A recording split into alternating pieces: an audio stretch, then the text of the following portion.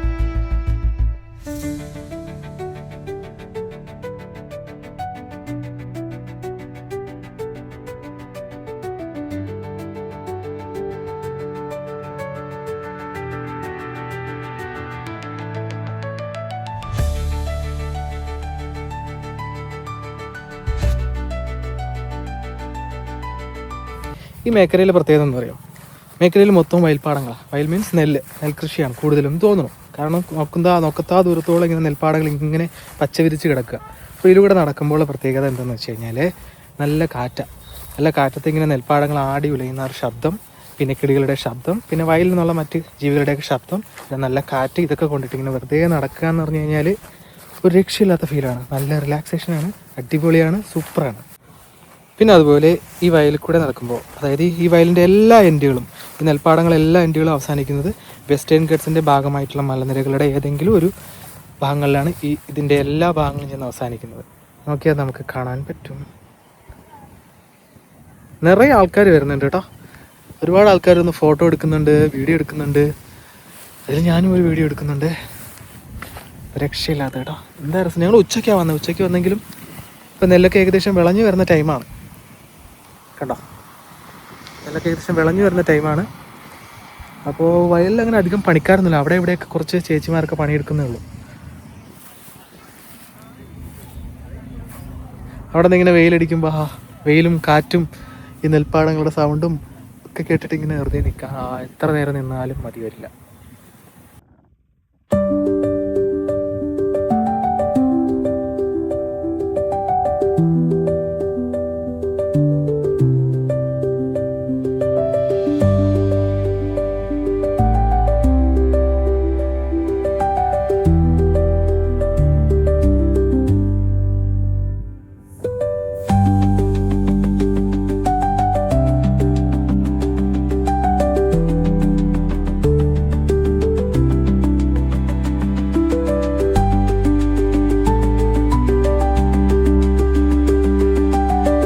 ഈ മേഖല നിൽക്കുമ്പോൾ മറ്റേ തിരുമല കോവിൽ നമുക്ക് നല്ല അടിപൊളിയായിട്ട് കാണാൻ പറ്റും.